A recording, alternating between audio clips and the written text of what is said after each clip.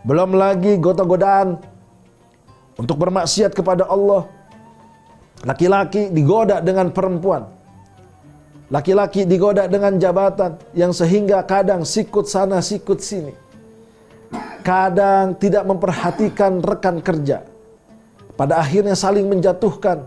Pada akhirnya saling menghinakan. Yang satu menjelekan yang lain menjelekan yang lainnya lagi. Sehingga tidak terjadi etos kerja yang sangat baik.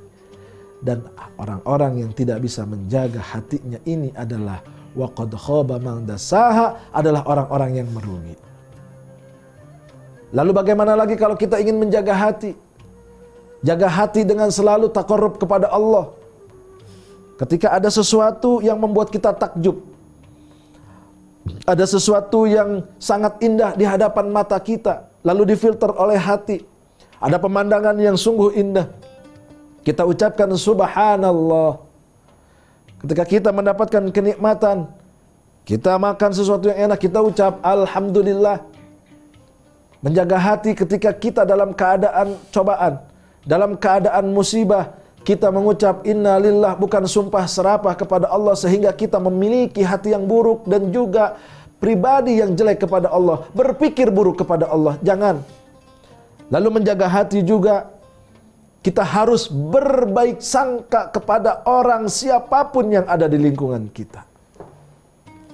Karena gak sedikit para jamaah, orang-orang yang memiliki hati yang buruk, memiliki hati yang busuk, sehingga pikiran-pikirannya pun sama buruk dan busuk, menganggap orang selalu negatif, menganggap orang selalu jelek, menganggap orang selalu hina, padahal belum tentu orang yang seperti itu lebih hina dari orang yang dia hinakan. Lihat bagaimana Bilal bin Rabah, seorang budak hitam yang menurut orang-orang kaya pada zaman Quraisy, pada zaman jahiliyah, pengusaha-pengusaha yang menganggap bahwa Bilal bin Rabah adalah budak hitam yang tidak berguna. Tetapi begitu dipandang oleh Sayyidina Abu Bakar, dia adalah orang yang taat, maka dia mulia dan dimuliakan oleh Allah. Belum lagi ada para sahabat-sahabat Nu'man, ada sahabat Abi Dzar Al-Ghifari yang dianggap biasa-biasa saja, tapi ternyata di hadapan Allah sungguh luar biasa ibadahnya. Banyak lagi contoh-contoh. Maka jaga hati ini penting dan harus kita lakukan. Sebab apa? Kalau hati sudah terjaga dari keburukan, maka tinggal tersisa kebaikan. Tapi kalau hati banyak keburukan, maka jangan harap ada kebaikan di dalamnya. Ibarat sebuah botol air mineral, kita isi setengahnya dengan air putih, lalu kita tuangkan minyak, maka tidak ada lagi ruang bagi minyak itu untuk mengusir dari air putih ini. Tapi lihat, ketika air ini hanya terisi di botol mineral itu setengah, lalu diisi lagi setengahnya oleh minyak, maka air yang tadi bersih akan terbawa oleh minyak sehingga luber dan menyisakan sesuatu yang tidak baik, menyisakan kotoran-kotoran di dalam botol itu. Maka jangan pernah berikan kesempatan iblis untuk berbuat jahat kepada hati kita. Ingat, iblis itu mempunyai perjanjian kepada Allah. Iblis selalu meminta kepada Allah, la aghwi bani adam madamat arwahuhum fi ajsadihim. Kata iblis kepada Allah, ya Rabb, izinkan aku selalu menggoda, selalu menyelewengkan, selalu membelokkan hati orang-orang yang menyembahmu untuk menjadi pribadi-pribadi yang durjana, hati-hati yang buruk, hati-hati yang jelek, sehingga menjadi temanku nanti di neraka. Ini sudah menjadi warning bagi kita. Apakah kita akan mengisi hati ini dengan kebaikan sehingga seluruh jiwa kita menjadi baik? Ataukah kita akan mengisi hati ini dengan keburukan sehingga seluruh tubuh ini akan menjadi buruk? Ingat, Allah nggak pernah lihat rupa kita yang tampan. Allah nggak pernah lihat dompet kita yang tebal. Allah nggak pernah pandang duit dan juga harta kita yang berlimpah. Tetapi yang dilihat adalah takwa. Innallaha la yanzuru ila ajsamikum wala ila suwarikum walakin yanzuru ila qulubikum. Sesungguhnya Allah tidak melihat bentuk, tidak melihat rupa, tidak melihat apa yang dipunya, Tetapi Allah melihat adalah hati-hati kita. Dan orang-orang yang akan masuk ke dalam surga adalah man ata biqalbin salim. Yang masuk ke dalam surganya Allah adalah mereka yang hatinya selamat. Selamat dari apa? Dari penyakit hati. Penyakit hati itu apa Ustadz? Banyak. Ria, pengen pamer. Sum'ah, merasa bangga dirinya. Gua punya ini, gua punya itu. Saya bisa ini, saya bisa itu. Saya hartanya banyak.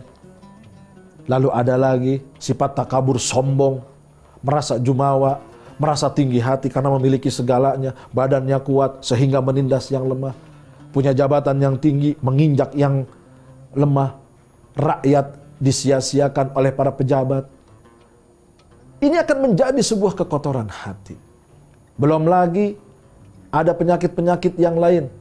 Penyakit apa? Penyakit syirik. Syirik itu bukan syirik dalam kata kita dengki kepada orang lain, bukan, tapi syirik menduakan Allah. Ini adalah musibah terbesar dari hati dan Allah tidak akan maafkan kecuali dengan taubat-taubat yang sebenarnya.